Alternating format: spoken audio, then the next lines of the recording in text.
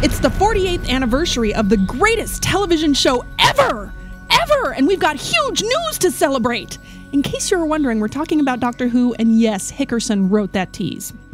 Princess Leia has challenged Captain Kirk to a bikini off? Just try and scrub that mental image out of your head as you sit down to turkey and dressing. Oy. Plus, Nigel checks in with the latest news from the multiverse, and we've got an interview you will not want to miss. All that coming up on this stuffed edition of Slice. Covering all the news from every dark corner of the universe.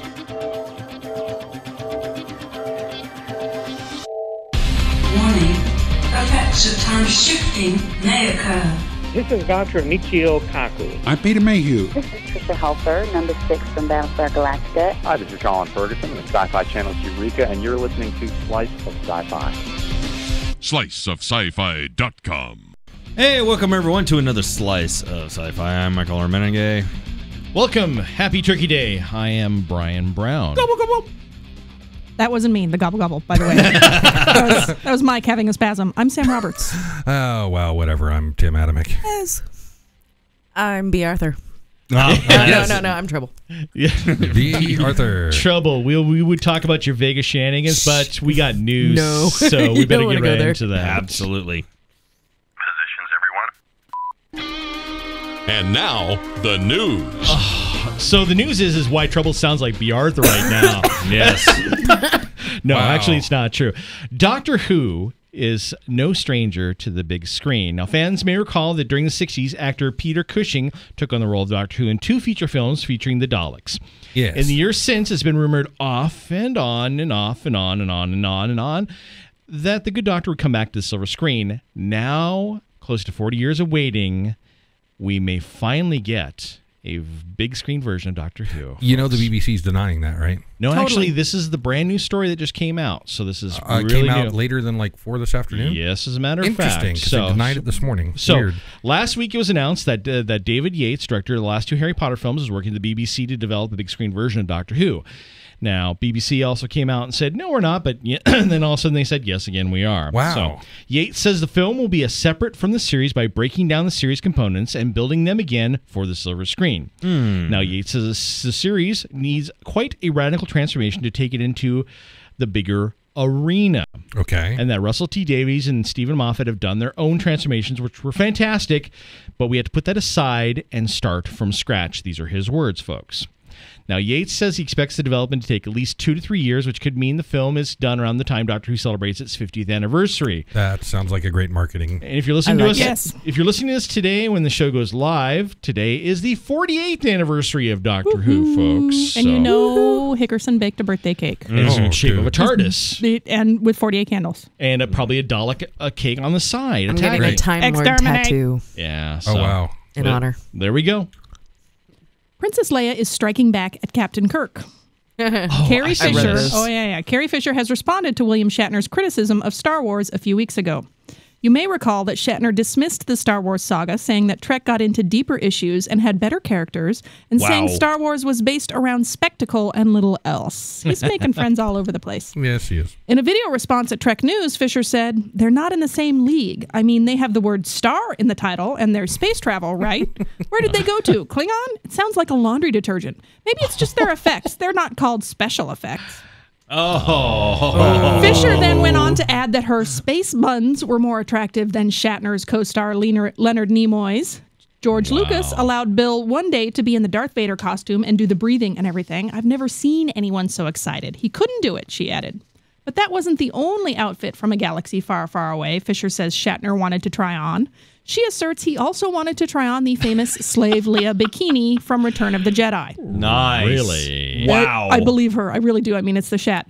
She then went on to challenge Shatner to Clinging costumes. I think that's what that is. What? challenge Cleaning Shatner costumes? to clinging costumes, challenge her in the slave outfit and Shatner in his original classic Trek uniform. So she's Yeah. saying she'd fit in hers fine, and And he Shatner wouldn't- wouldn't so much in Not his. without the world's strongest girdle. Wow. Wow. Wow. That is, okay. You know, I've seen that in the museum. Yeah. I say you don't mess with her. No. She's a pretty badass lady. Yeah, Yeah. definitely not. That's for sure. Hey, we got some space news, so that's kind of cool. Do we? At the end of the space shuttle program, many of us have been wondering, what is the next step for NASA? What's it going to do?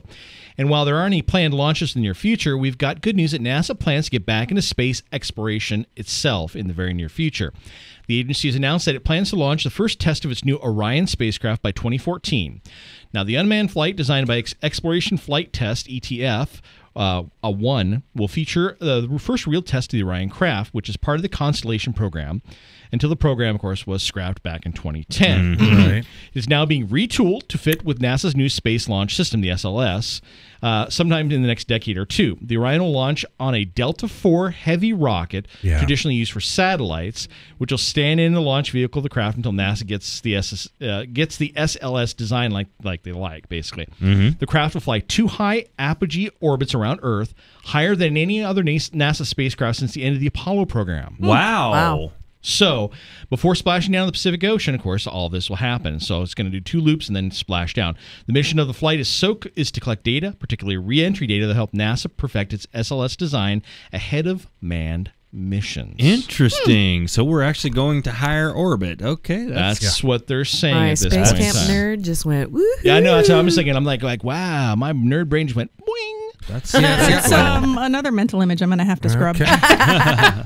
Doctors may soon have another weapon in the battle against cancer. A new imaging software could help detect breast cancer by scanning microscopic images of breast tissue for over 6,000 characteristics of cancer. It's pretty cool. It helped predict breast cancer severity in 2 groups of women and could be a useful tool for gauging a patient's chance of survival.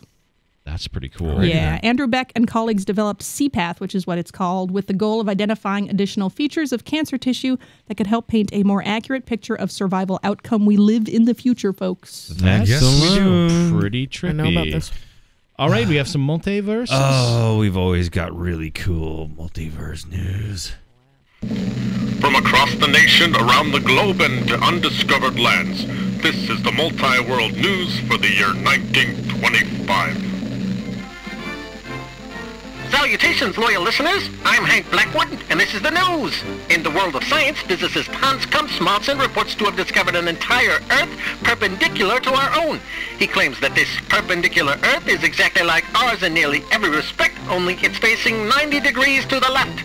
The professor also suspects there may be an additional perpendicular Earth 90 degrees to the right, but he became too dizzy to continue looking for it. In astronomy news, legal proceedings continue to drag on as Constance Lowell, astronomer Percival Lowell's widow, will not give up her bid to wrest Lowell Observatory's $1 million legacy money for herself. Because of this legal action, astronomers at the Lowell Observatory have had to postpone their search for the mysterious planet X, a 9th planet suspected to exist somewhere beyond the orbit of Neptune. This, of course, comes as a big relief to the heads of the science textbook industry, who are not eager to bear the cost of reprinting all their textbooks to account for a 9-planet solar system. And finally, this reporter had the good fortune of being on the guest list for an early screening of the moving picture adaptation of Sir Arthur Conan Doyle's The Lost World, directed by Harry O. Hoyt. Now, I say it was my good fortune because I can now save my loyal listeners the time, trouble, and 10-cent movie ticket because this picture was an absolute travesty. Trust me when I say Sir Arthur Conan Doyle will be rolling in his drawing room chair when he sees his literary masterwork condensed to something that fits on a postage stamp. Now, Hoyt's picture manages to retain a small measure of the adventure in the book, but none of the wit, and instead of letting the story unfold, Hoyt bluntly bludgeons the audience with the plot like a police billy club on a bootlegger. I must say the picture does brighten a bit with the appearance of Miss Paula White, played by Bessie Love, who adds a measure of moxie, but a pleasant Sheba with a nice pair of getaway sticks does not a good movie make. Especially when you consider the character of Paula White was completely absent from the original text. Yes, the clever and ironic relationship between Malone and Gladys is replaced with a tawdry tryst while away at dinosaur camp.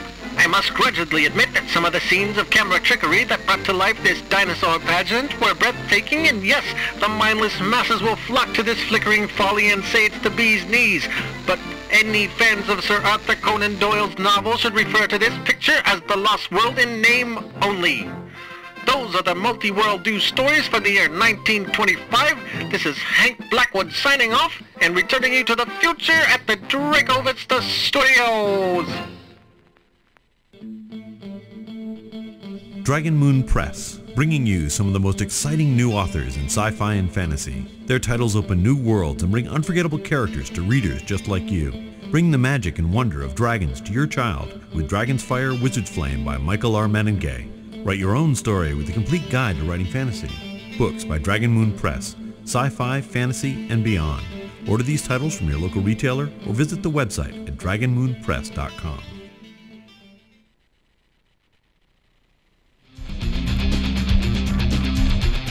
And welcome back to more of Slice of Sci-Fi. I'm Michael R. Menengay. And I'm Brian Brown. And today, folks, we have a real nice treat for you. Mm-hmm. We're talking with Rod Roddenberry, but we're talking to him about this new show on science called Trek Nation. Welcome to the show, Rod. Hey, guys. It's a pleasure to be here. Thank you. Not a problem. I've been seeing the promos running on during the Prophets of Science Fiction, and it's a nice little tie-in. We're getting some really cool little science fiction geeky stuff happening over on Science Channel. Yeah. I love this channel anyway, but that just makes it even better. Yeah, I think they've done a great job with that channel. Really kind of bringing the sci-fi into the science and really making us ask some questions about what is possible about our future. And so tell everybody what Trek Nation is, because, in case these people have been under a rock and are not watching science anymore for whatever reason, they're crazy. Craziness, yes. Well, for those who don't know, my father was, of course, Gene Roddenberry. He created Star Trek. And this is a documentary of me exploring, I would say, sort of the man behind the myth in a way. He passed away when I was 17. So I never really had the chance to know him as an adult. I knew him as Daddy when I was a kid, and he was sort of an authority figure, but I didn't really get to know who he was and, where Star Trek came from. Right. So I set out on this journey to talk to friends, family, other industry luminaries, and find out, like, who is this guy? Like, I know this small slice of who he is, but what was your take on him? Wow. And that's what this chronicles. So I'm assuming that you're going to bring a lot of the tenets of the Star Trek world, the geek greatness that is the Star Trek world and universe into this show, and probably bring some of the people and characters in as well. Correct? Yeah, they are. Maybe not as many as you think. We really? do have a number of the Star Trek celebs. They certainly are in it, but we do go into some of the writers. We talk to some of them. We talk to a number of the fans. But this isn't heavy into bringing the big cast members out and telling everyone how great Star Trek is. We really go into who Gene Roddenberry was, his philosophy, and how it affected the planet, how it affected people, as well as, I say, the man behind the myth, as to, a few of his flaws. But those ideally are what humanize him for me, his son. It's weird to talk about myself in this character sense. Yeah. But to humanize him and give me someone to identify with, because after he passed away, he was really represented as the great bird of the galaxy, and that's all I ever heard. He was thrown up on this pedestal, and there was no way for a son to identify with this figure, this Greek god. So I needed to find out the good, the bad, and the ugly. And I had some fantastic interviews. I was extremely respectful. A number of people were, very direct and honest with me, which was what I needed, what I wanted. And once I heard those things, it actually made me love him more, because he was no longer a mythical figure. He was this person who did this amazing thing, fought hard to get his views out there, got them out there, and they're pretty damn good views. Wow, that's pretty Pardon cool. my expression. No, that's perfectly. I mean, I agree with you 100%. Now, during all of this, what was something that you found out that you're like, I had no idea that Dad thought that way, or something that he did that you're like, that's really, either really cool or, oh my God, I didn't know he ate babies or something, something like that, I mean, something surprised you when you're researching. Oh, that baby eating thing. He's never going to live that down, is he? There's some pretty hard things that I'm not going to say now, because I'm going to leave it for the documentary. Okay. I don't mean to keep you in suspense, No. but we don't go too far in the negative. But we do bring up a few things that were a little shocking to me, but after everything I'd heard, kind of made sense. And again, sorry not to say them now. I'd hate to do that. There was actually so much. There's so many interviews we did. Because I got to say, when I started this project back 10 years ago with the Scott Calthorpe, the other producer-director who I started with, I had no idea what I was doing. I had no idea how to make a documentary, and this thing was very organic. Every interview we did was just casual discussions with people. So the structure of this really was flimsy all the way through as we developed it, and we'd go down tangents and get lost and go down another tangent, get lost. And then finally, teaming up with science, they helped us sort of narrow it in and bring this documentary to reality. So I learned a great deal, but there's a lot that isn't in there that will hopefully be in the DVD. Because there's no way you can condense my father's life down into an hour and a half. He says, I mean, there's just DVD? Huh? no way. What? DVD? Yeah, DVD? of course. Wait, what? Of course Well, there's going to be of course there's going to be a DVD down the road. I can't say that we've actually started working on that yet, but we have every intention to make that DVD a reality. Awesome. I mean, there's literally hundreds of hours of good material. I'm not talking B-roll. I'm talking amazing interviews that didn't make it into this documentary simply because you can't fit it in. You got to make tough choices putting this thing together. And that was the hardest part. One more time, just because I'm not sure if we covered it or not. How long is the documentary? It's an hour and a half. It's an hour and a half. It's just a one-off. I thought it was a three-parter. No, it's a one-off. Okay, my mistake. I had it in my head that it was actually a trilogy. Yeah, actually, that would have been really good if they kind of stretched it out over a period of time. That way you would be able to get all that material out there. Believe me, I would love that. And who knows? It depends on the response. So, everyone should tune in November 30th to check this out, and that will help dictate what happens afterwards. We'll start a campaign or something. Yeah, there you go. Thanks, guys. So obviously this is a big chunk of your life, that you devoted to finding out about your dad and, what he did and those ideas that you found, especially because, Gene's ideas about a lot of things were really revolutionary for the time. Oh, yes. Absolutely. And so, it's like, and I can see how you would feel that way. You'd feel that, oh yeah, I'm Gene Roddenberry's son. Yeah, and it just kind of makes you really wonder, about what your old man was put up. Well, what he's built out of. Absolutely. And like I said, as a kid, he was really an authority figure. But and a younger kid, of course, he was daddy. But believe it or not, 17 is pretty young to lose a parent. Mm-hmm. And only, reflecting back now, do I realize what I have missed. But I've had something far greater than a lot of people have, which is this amazing opportunity to learn who this man was through, speeches he wrote, interviews he gave, people he met, all sorts of these avenues to really pick from and get a well-rounded perspective as to who the man really was. So I guess I have to ask the question. I mean, do you touch on what it was like living in the shadow of Gene Roddenberry? I mean, being basically the son of this iconic figure who has been immortalized in the annals of history forever.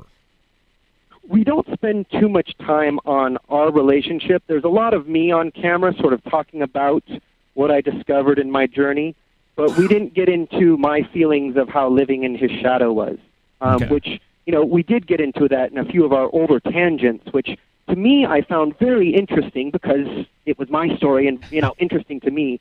But when we played it for others, that wasn't the most interesting thing. People want to know who was Gene Roddenberry. Who's this guy who created Star Trek? I keep hearing the name Gene Roddenberry. I don't get it. What's so big about Star Trek? What's so great about it? Those are the questions we answer. Mm-hmm. Wow. That is really, really cool. And what an interesting, enlightening journey for you as well. Oh, you have no idea. It's been amazing. It really has been amazing. I've grown so much from it. So besides this journey that you've been on to produce this documentary, what else is on tap for you? What are you doing right now? Yeah. Well, the big thing that I'm pushing right now is the Roddenberry Foundation. I'm very proud of the Roddenberry name, in case you haven't noticed. Oh, yeah. When I did this documentary and started learning about my father, I became very proud of the name because, again, I'm preaching to the choir in a lot of these cases, but, Star Trek was much more than just science fiction. It touched people. It inspired people to believe in themselves. I'm going on a tangent here, but I've met people from all walks of life, from all around the world, from all different social, economic, ethnic backgrounds, religious backgrounds that all believe in this future where we all work together for the greater good. To have that commonality, that thread going between all these unique and different people is what's so amazing about Star Trek and my father's philosophy. So that's, again, why I connect with the Roddenberry name so much. And the Roddenberry Foundation, bringing it back, is really about taking those steps to make that future a reality. See, my father presented this future, this idealistic future of humanity working together, as I've said. Instead of waiting and hoping that will happen, the Foundation is working with organizations that are on the cutting edge of technology and innovation to bring that to fruition. Wow. So these are people that are thinking 50, 60, 100 years down the road, developing technologies to not to put Band-Aids on problems, but solve them. To actually solve them. Diseases. Yeah, absolutely. Well, that's really cool. It's awesome stuff. I applaud you for all of your efforts there. I am a big supporter of the Roddenberry Foundation. I have been for many years. Yes. Ever since we started this show. This show was built on the back of saving Enterprise. So I mean that's where this was. This all came from. That's where it all came from. So yeah, absolutely. Yeah, We've been on you. the Roddenberry bandwagon for a long time. So it's awesome to talk to you. I'm on it with you. I'm just as proud as anyone. Well, absolutely. Good. So. Well, Rod, thank you very much for talking to us today. We do really appreciate your time. And folks, go out and check out On Science Trek Nation. Now it's going to be on November 30th. Watch it and spread the word everywhere. Absolutely. Thanks again, Rod. Awesome, guys. Thank you so much. Not a problem. And we'll be back with more Slice of Sci-Fi right after this.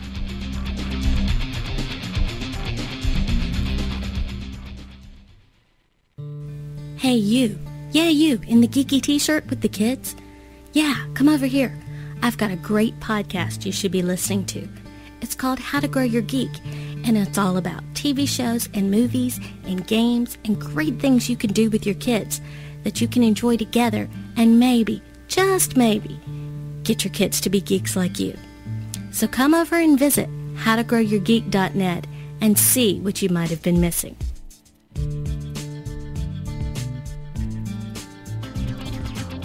Reactor leak detected. So it is the holidays. It's Thanksgiving. Thanksgiving and all that fun stuff coming up. So let's talk real quick. What do you watch during the holidays? I know what I'm going to be watching. Pumpkin Junkin'. That is the absolute new favorite thing to watch on the holidays for us now. But we've talked that to death. Yeah, so what else is there? So Immortals. You're going to go see Immortals? Yeah? Yes, I'm taking my sister. Really? All right. You're gonna see some movies, some hot ab action. Yeah, I like Henry, because I'm prepping up for my Superman. The Superman stuff. Okay, I can dig that. Okay. I'm in health. How about you, Timo? Me? Yeah. Oh, football. Oh, it's right. Football. NFL's on that. And I do That's that. And tradition I watch with my family too. Yeah. Dane, we're seeing Immortals. Loves me the football. Okay. How about you, Sam? Well, my family watches football, but I'm contemplating. I don't know if it's going to come out here. I'm contemplating going to see Melancholia, right? Oh, which is really? the new Lars von Trier that's also sci-fi and allegedly really epically good, but weird. I don't know, Sam. I don't know if I can go see that. Go see Twilight. I almost downloaded it on my iPad because it's you can rent it before it's released in theaters. It's a new weird thing they're trying. Really? Yes, and so in the iTunes store, it's available right now. Is it like $90? Like they did? No. Like How much is it? It's like a $3-4 rental. Oh, really? Yeah. Oh, wow. That might be worth checking out. Yeah. I was contemplating that today, but I never got around to it. I'm really considering on probably catching up on some of the stuff that I missed in the theater this summer. Yeah. So like Super 8, which is something I didn't. So good. That's a great movie. You'll It's love a great little movie. There, Cowboys and Aliens that should be I coming loved out. it. How did I miss that? The cowboy part is so good. Yeah. So there's a few things Super. that I missed. So I did finally catch up. I did get Harry Potter, Deathly Hallows 2. I watched the last one. Yeah. Get on it, Very Brian. nice job. That's what I'm watching for Thanksgiving. They did a very nice job finishing that series up, and it was well done. Very well done. So I think I'm going to watch Terra Nova myself. There you go. Yeah. Get caught up on Terra Nova? Okay. Yeah, because you know what? Nothing better to knock you right out after Thanksgiving meal than bad CGI than Terra Nova. dinosaurs. Yes. Yeah, see, I've got I'm gonna about go Doctor 253 episodes of The View to get through first. And then I'll go ahead and move on to Terra Nova. The View. That's awesome. Yeah. That's great. Yeah, you know me and Whoopi Goldberg, yeah. Yeah. Peas in a pod. Yeah, we're Peas just in a totally, pod. absolutely. So can we talk about, as long as we're talking holiday stuff, what do you guys think of Arthur Christmas? Because when I first, have you seen the trailers for Arthur Christmas? He's like the son of Oh, Christmas. it's the Aardvark guys, Okay. right? Which okay. I didn't know at first, but I saw this trailer and it made me go, "Oh my god, holiday animated movie!" Eye roll, yawn. But then I saw a second trailer in front of what did I see? I saw Puss in Boots, which by the way was funnier than it had a right to be. Yeah. I actually enjoyed it. And there was a longer Arthur Christmas trailer, and it was Aardvark, and it's about this whole like Santa Claus Christmas family, and it's like a corporation, and Arthur Christmas is like this, young member of the family, and things go horribly wrong, and he has to save Christmas, and it's one kid doesn't get a present, and he has to go out and suddenly, now they put the aardvark on it, and I was like, oh, maybe it's going to be good then. Here's the thing that the way that I saw it and took it. It is Elf without Will Ferrell and done well. Is really the way I looked at it. Because I thought, another North Pole elf take on Christmas, but then the longer trailer and the aardvark made me go, maybe. Sam, could be interesting. Sam, you're going to be forced to go see it. Yeah, anyway. I know, I probably am. It doesn't really matter. I probably am, but you know what I'm so looking forward to? Like I'm just giddy with joy. Cranberry sauce? Muppets. Muppets. Muppet movie, people. Muppet movie. I'm Statler, Waldorf on the big screen. I'm optimistically cautious. Yes. You know what? I'm so there. I think that's where we're ending up. I never get a choice. Oh, well. Yeah. There you go. All right. Well, that's it for us. however The you Immortal celebrate your holidays, Yes. I hope you have a good one. We will be back with more to keep you entertained until the end of the year. So enjoy.